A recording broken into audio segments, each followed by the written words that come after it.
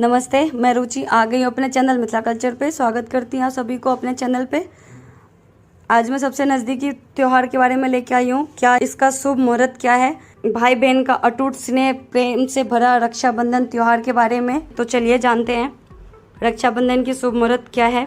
इस वर्ष सावन पूर्णिमा तिथि का आरंभ 30 अगस्त 2023 को प्रातः 10:59 से होगा और इसका समापन सुबह 7:05 पर होगा। इस पूर्णिमा तिथि के साथ ही वृद्धा काल का आरंभ भी हो जाएगा।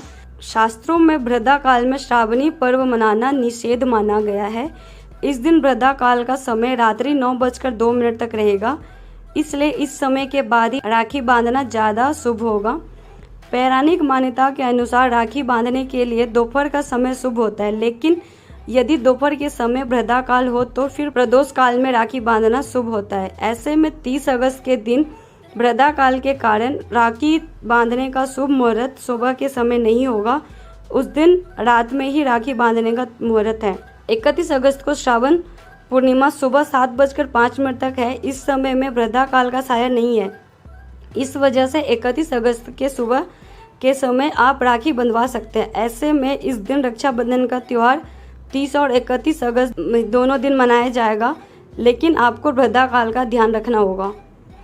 रक्षाबंधन का शुभ मुहूर्त 30 अगस्त को रात 9:01 के बाद से शुरू होगा और इस मुहूर्त का समापन 31 अगस्त सूर्योदय के काल में सुबह 7:05 पर होगा। चलिए जानते हैं रक्षाबंधन की पूजन विधि।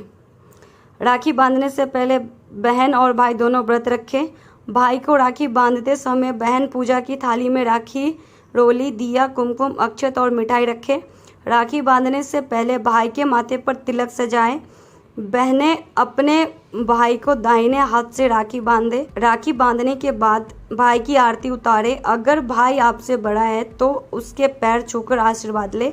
इसके बाद भाई अपनी इच्छा अनुसार अपनी बहन को उपहार गिफ्ट देते हैं।